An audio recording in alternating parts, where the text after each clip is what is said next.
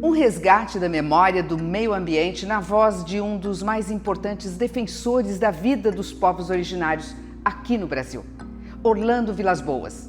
Ele que idealizou, junto aos irmãos Cláudio e Leonardo, a criação do Parque Nacional do Xingu, a maior reserva indígena em território brasileiro. Orlando Vilas-Boas morreu no ano de 2002, mas em um daqueles movimentos efetivos da vida, o médico Drauzio Varela decidiu entrevistá-lo por conta de um projeto de pesquisas de plantas na Amazônia, que a Unip, a Universidade Paulista, realiza há mais de 30 anos. Foram muitas horas de conversas que aconteceram exatamente 2 anos antes de Orlando Vilas-Boas nos deixar.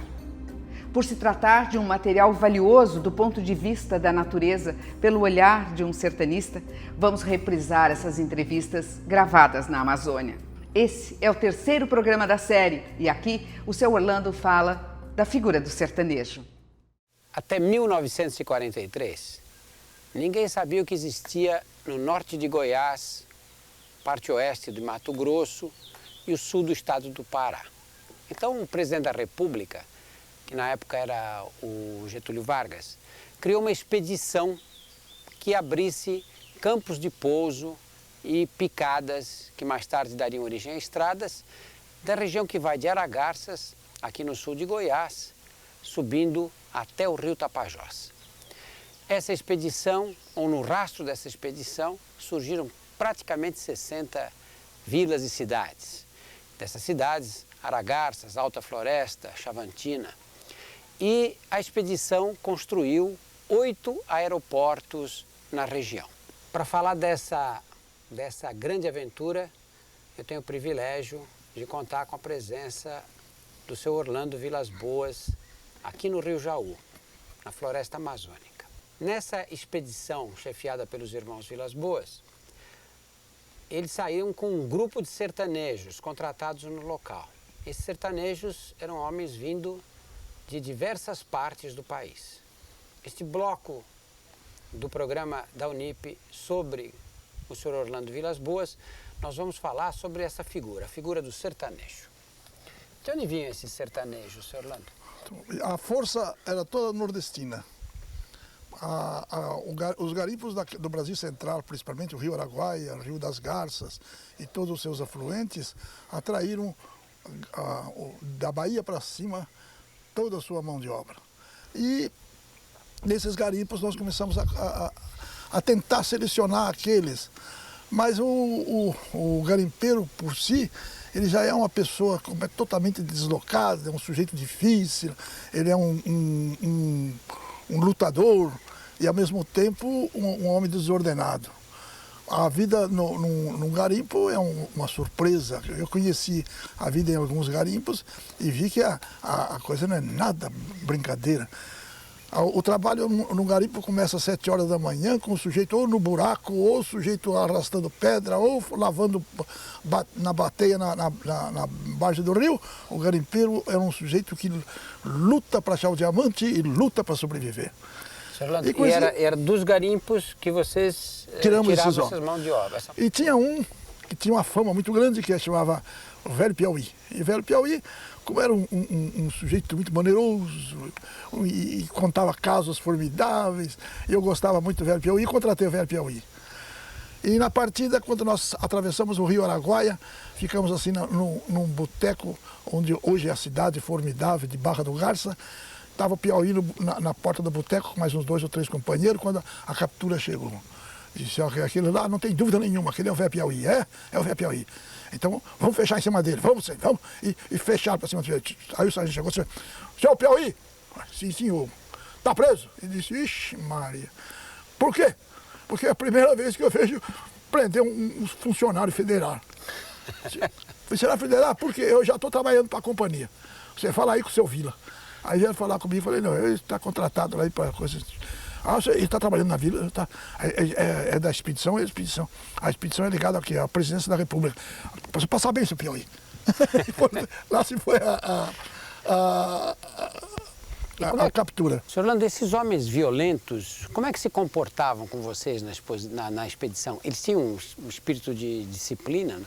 Na nossa caminhada, quando nós começamos a expedição e levando essa gente toda, nós fazíamos com que a noitinha, depois do jantar, nós fazíamos um fogo, reunia todos os homens e conversávamos com eles. Não é claro que nós não podíamos manter uma coisa rígida de comportamento, mas nós íamos instruindo o homem o valor da que tinha, de um ser amigo do outro, e conseguimos descobrir nessa gente perigosíssima, nessa gente sem controle, umas criaturas fantásticas, formidáveis. Nunca tivemos uma briga dentro da expedição. Só um elemento ou outro que de vez em quando discordava. A cozinha é a função mais difícil da gente encontrar entre essa gente. Então nós pegávamos sempre um sertanejo idoso, que soubesse cozinhar, que tivesse paciência, porque sempre tem um ou outro que acha uma coisa mal feita, acha que não está certo, então precisam. E nós tínhamos então um cantador que chamava o Velho Cuca. O Velho Cuca era uma beleza. Enquanto o pessoal estava muito desanimado, ele começava a cantar, né, e animava todo mundo, era uma figura formidável. No fim, depois que nós atravessamos a Serra do Roncador e chegamos na beira da mata, no Garapu, ele ficou louco. Ficou louco? Perdeu o juízo. Perdeu o juízo. Começou, olhava os urubus e dizia: minha gente, hoje os chavantes vão nos atacar, está tudo disfarçado em urubu. Coitado do velho. E comiam o quê, né, durante a viagem? Aí a tropa, aí era a minha função. Eu, o Virgílio, aquele que o coronel havia mandado comprar a burrada toda para servir na expedição, e um outro chamado Batom, que eu nunca fiquei sabendo por que ele chamava Batom, porque esse batom não é o batom de decoração, é o batom não sei por quê. Então, nós é que tomávamos conta da tropa.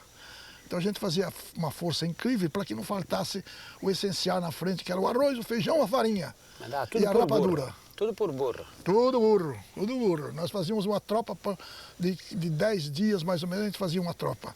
A tropa geralmente eram uns 6, 8 burros encangalhados e 4 cavalos que nós íamos montar a cavalo. Mas nem sempre... E o caminho era uma picada no meio da mata? O caminho era a picada que já ia sendo aberta. O encarregado da vanguarda, na direção que devia ser feito, era o Cláudio na bússola. Na frente, 2 sujeitos com uma vara, acertando a direção, e na frente, um homem com facão. Atrás do homem com facão, 2 homens, um de cada lado, com a foice. Atrás dele, 2 homens de cada lado com um machado. Fazer com que a picada ficasse pelo menos uns 2 metros, 2,5 metros, 3 metros, porque essa intenção nossa era que através dessa picada, mais tarde fosse feita uma estrada. Sr. Orlando, então na frente iam seus 2 irmãos, o Leonardo e o Cláudio. O Leonardo e o Cláudio. E eles iam abrir, a picada que eles abriam era estreita. Não, 2 metros mais ou menos. Já abriam uma de mais ou menos 2 metros? Já 2 metros, porque... E aí vocês iam atrás limpando essa picada? O sujeito do facão ia na frente da baliza. Atrás da baliza vinha 2 de foice de cada lado. Atrás dos 2 de foice de cada lado vinha 2 de machado, para tirando as árvores mais grossas. As árvores muito grossas eles deixavam, mas desta grossura para baixo ele derrubava tudo. E a picada ia passando. A intenção nossa era procurar um lugar no terreno que permitisse uma estrada futura. Então esse trabalho era quase que do Cláudio. E o Cláudio tinha uma paciência terrível, né? E o Cláudio lá com a bússola né? E nós fomos fazer. E nesse trecho, por exemplo, o Rio das Mortes, a mata do Rio Culuene, 480 quilômetros, existe hoje uma estrada em cima da nossa picada. Ficou muito bonito. É verdade que nós tínhamos, então, a caramuça dos índios. E o contato de vocês, como é que foi? E o nosso contato, nós não fizemos contato porque a nossa função, o contato sempre demanda um tempo muito grande. E demanda também uma série de coisas, levar presente, e ter conversa, e não dava. Nós tivemos escaramuças dos Chavantes, de tempos em tempos eles faziam escaramuças. Sendo que uma vez eles fizeram uma coisa muito séria. Nós estávamos caminhando. Cláudio com a bússola, os trabalhadores, eu com a tropa estava chegando. Nós estávamos chegando com a tropa. Lá com o cozinheiro, com o velho Cuca, tinha ficado 2 trabalhadores. E nós fomos para frente, largamos os burros lá no acampamento e fomos a pé. Virgílio, eu, Batom, fomos a pé encontrar a picada que está. A gente chega lá e encontramos o pessoal tudo num ponto só. O Cláudio e todo o pessoal. Aí eu perguntei, o que houve, Cláudio? Ele disse, espera um pouco que você vai ver. Uma gritaria, a picada nossa ia nesse sentido. Uma gritaria canalha do lado direito. De criança, de mulher, de homem, avançando. Aquela gritaria avançando, avançando, avançando, avançando. E a gente não sabia o que fazer, e aquele troço que o Cláudio... O que ele pode fazer? Atirar? Não vamos fazer isso. Tem muita criança. Então vamos ver o que a gente vai fazer. Mas a providência parece que estava do nosso lado. Bem no ponto que nós estávamos conversando, encostado num cupim desse tamanho. Um cupinzão daqueles que tem. Aí o Cláudio disse, como ali era uma área de cerrado, a vegetação muito baixa, o Cláudio falou, bom, eu vou subir nesse cupim, talvez a gente veja a quantidade de índios que vem vindo gritando aqui. E o Cláudio subiu no cupim. Mas em vez de ele subir no cupim olhando para lá onde vinham os índios, ele olhou para cá. E na hora que ele chegou no alto do cupim, que ele olhou, ele viu mais ou menos uns 50 índios se levantarem com a palma na mão, assim, correr 20 metros, abaixava e ficava. Então você olhava assim e só via aquela palmeira. Sim. Mas quando o Cláudio viu... Camuflados. Camuflado. Quando o Cláudio viu aquilo, o Cláudio gritou, atenção, atenção, os índios vão atacar pelas costas, mas os índios já estavam mais ou menos uns 15 metros. Nossa. E o Cláudio gritou, vai atacar pelas costas. Os sertanejos ficaram desorientados. E uma porção deles viraram o mosquetão para o lado de onde o índio ia aparecer. Então a coisa ficava feia. Se a gente não gritasse, eles teriam atirado nos índios. Mas aí, e se não atirasse, ia acontecer o quê? Aí nós gritamos, aí eu gritei para eles. Aí o Cláudio gritou e eu gritei também. Mas levante as armas, levante as armas, levante as armas. Todo mundo levantou as armas, eu falei, atirem! E deram uma rajada. Mais ou menos uns 10 ou 12 mosquetões. Os índios subiram. Aí aqui o Cláudio tinha visto, o Cláudio viu quando eles jogaram a palma fora e voltaram as costas e saíram correndo. E a gritaria do lado direito parou também. Isso foi muito bom, porque os índios passaram a nos respeitar muito mais. Então eles começaram a querer nos atacar de maneira diferente. Atacar o índio, a criatura isolada. Então nós tivemos um outro trabalho. Nenhum trabalhador, porque saía, por exemplo, um trabalhador da picada. Ô, seu Cláudio, eu vou lá buscar água. E caminhava aí 1, 2, 3 quilômetros na picada sozinho, ia lá buscar água e trazia água. Essa coisa nós terminamos. Quando tinha que voltar, prejuízo no avanço do trabalho, mas tinha que mandar 3 ou 4 homens juntos. E aconteceu de ter morrido alguém, não? Nenhum. Aí nós chegamos à mata do rio Culuene. Na mata do rio Culuene, o Chavante era um índio que não entrava na mata. Era um Chavante essencialmente de cerrado e de campo. Quando eles chegaram e viram a mata, os Chavantes recuaram. E nós fizemos o final da nossa expedição nessa área, foi ali. Ali passava um rio chamado 7 de Setembro. E nesse rio, falei, agora a expedição vai descer pelo rio. E nós vamos cair no rio Culuene. Aí os Chavantes começaram a aparecer, etc. Mas quando os Chavantes, nós começamos a sentir também uma coisa. Os Chavantes não nos atacavam porque estivessem bravos ou recusassem a nossa entrada na coisa. Era o medo que eles tinham de que nós fizéssemos alguma coisa nas terras que eram deles. Quando nós fazíamos um campo de pouso, eles nos atacavam. Quando eles viam o campo abandonado, porque nós caminhávamos para frente, o Chavante deixava. E nós começamos a sentir que realmente a grande preocupação do índio era que a gente fosse porfiar com ele a terra. A preocupação justificada. Mas é mais do que justificada. E nós começamos a compreender isso. Então nós começamos a fazer o seguinte, fazer menos possível qualquer trabalho na terra. Por exemplo, um campo de pouso, um ranchinho para guardar mercadoria. Nós fazíamos um ranchinho, guardava mercadoria. Na hora que saíam, desmanchavam o rancho. O campo, nós fazíamos um campo assim de 300 metros para descer teco-teco. Na hora da saída, nós jogávamos pau em cima dentro do campo. E os índios começaram a compreender que nós não íamos mais utilizar isso. Então, passou dos 2/3 da picada em diante até a mata do Rio Coroene, nós passamos a ser vigiados, mas nunca mais ameaçados. Foi muito bom. Quando o senhor fala assim, a gente fazia um campo de 200, 300 metros, mas era no meio do mato. Não, pesado. aliás, já é campo de cerrado, né? Campo de cerrado. É de cerrado. E faziam com o quê? Como é? Derrubando com foice, facão? Foice, facão e machado nos mais grossos, mas fazia rapidamente. Um campo assim de 20 metros de largura por 300 metros, a gente fazia em 4, 5 dias. Mas trabalhava para duro. E também hoje é o seguinte, o aviãozinho vinha todos os dias e sobrevoava. Um dia, nós estávamos caminhando na picada e veio um avião e sobrevoou.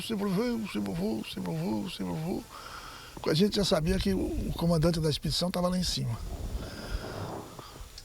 Aí, de repente, ele deu uma rajada de motor.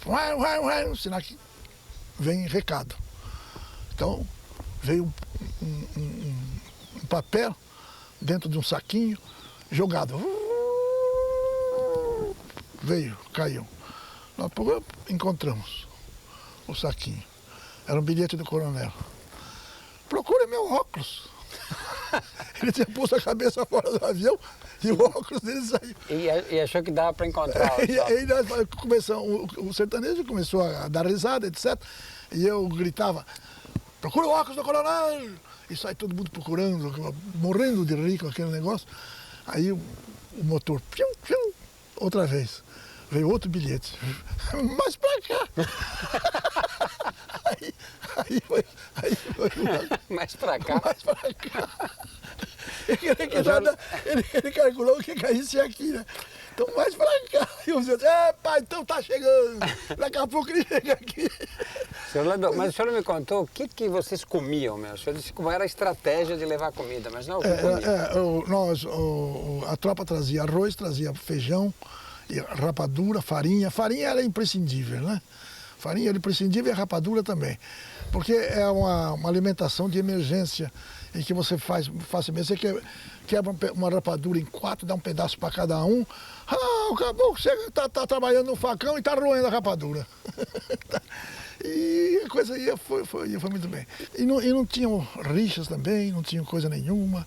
Só tinham a noitinha, quando nós nos preparávamos para o acampamento, para dormir, nós ficávamos todos em torno do fogo, nós conversávamos com todos os sertanejos e foi aí que começou a nascer uma surpresa muito grande pela força de imaginação, de concordo dessa gente.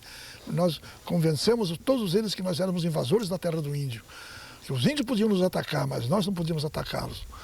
E eles, o senhor tem razão. Tipo, você é Piauí? Sim, senhor. Onde é que você mora? Lá no Piauí. Você tem casa lá? Tem, sim, senhor. E sua casa tem quintal? Tem, sim, senhor. Ou se você estiver sentado na porta da cozinha e de repente entrar um sujeito no seu quintal, o que é que você faz? Eu mato. Não dá, né? E por que você acha que o índio... E por que você acha que o índio não pode matar você se você estiver invadindo a terra dele? Falei, isso é verdade, sim, senhor. E é por isso que nós temos que ter muita karma, né? Nunca nos deram trabalho. Depois, dali em diante, nós Porque eles começamos... originalmente tinham uma antipatia total com os índios, né? Hã? E originalmente... Originalmente eles eram inimigos figadais dos índios, né? Inimigo foi figadais. Tanto assim que no primeiro dia, quando nós entramos, que foi o primeiro córrego que nós encontramos, na margem do Rio das Mortes, tinha talvez não teve nem 2 ou 3 quilômetros, ali os índios fizeram o primeiro ataque.